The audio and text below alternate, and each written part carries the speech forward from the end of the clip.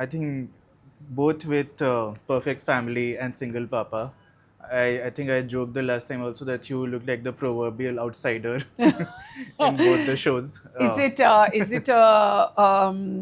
A dig at me from like 20 years ago? Because I was one even back No, then. we'll get there. But I want to start by just asking that did you also get a lot of those reactions that, oh, these are two kind of very similar shows, but when they watched it, they were pleasantly surprised? Yeah, I did Yeah. actually. I used every compliment I got for Perfect Family to then Mhm. say, please watch Single Papa.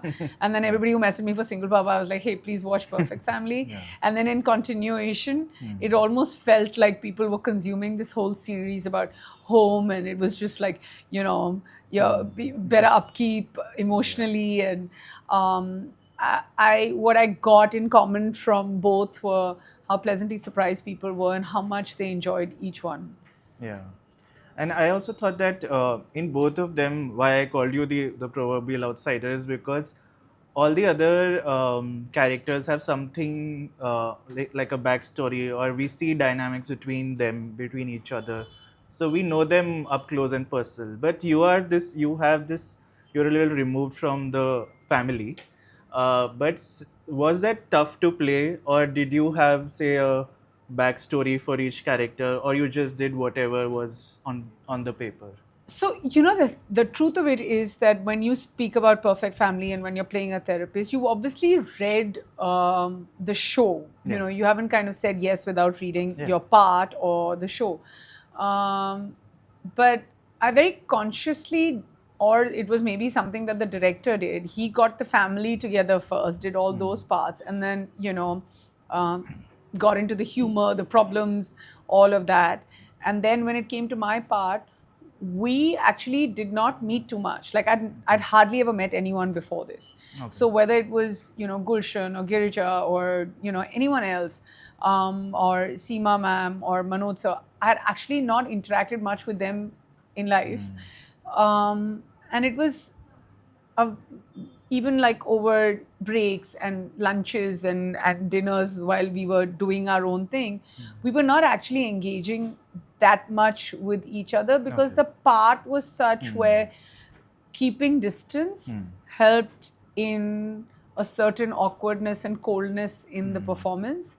And that's what we maintained consciously. We actually got chatting only during the promotions, Okay. which was much, much later because the show also, like, from the time we shot it to when it released, there was almost a year and a half in the middle. Yeah. But was that different in Single Power? Because I know that you're good friends with Kunal. Yeah. So how there was obviously no distance there because you know each I other. mean, on set, of course, nobody like crosses the boundary and then nobody's like over friendly. We're not kind of sitting in each other's trailers all the time and, like sharing lunches. But in life, yeah, we would once in a while talk about which part is he shooting because he's there way more than I am. But apart from that, I think we kind of also, being such good friends and then playing this part where you have nothing in common with this person. And likewise for me, I mean, likewise for him, sorry, I beg your pardon. We kind of tried to keep it, there were the reads were there and it was a bit cold because it also helps. But and sometimes it helps to build the chemistry because you're a bunch of friends or like I would imagine in his world with the family to build that chemistry. But building it with this character, this Mrs. Nehra who I was playing would actually help not to. So yeah, we would kind of keep distance. Yeah. But in case of Mrs. Nehra, because throughout the show we see that we don't actually, we're never able to penetrate her.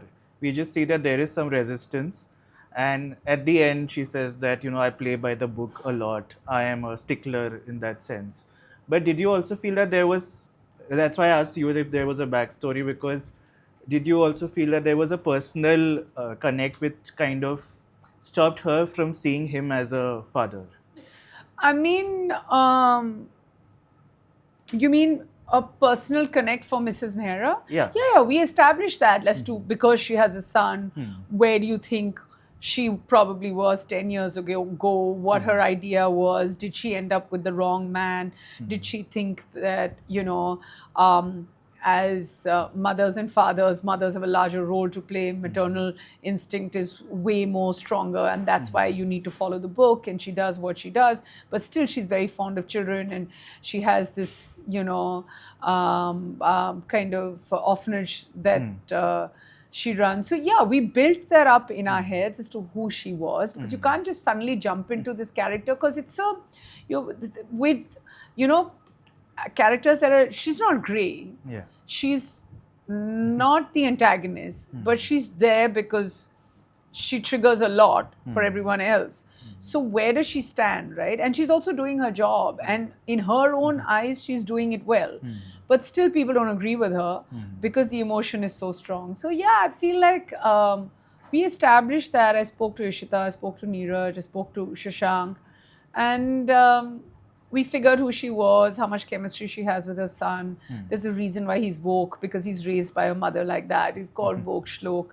So I think a combination of all that is what kind of is where she finds her feet. And after I saw the show, I thought, I didn't think that, I kind of, and I would never pat myself on the back when I would see the monitor, because I hardly ever check it. When I saw the show, I was just like, oh, not bad, you did well. Yeah.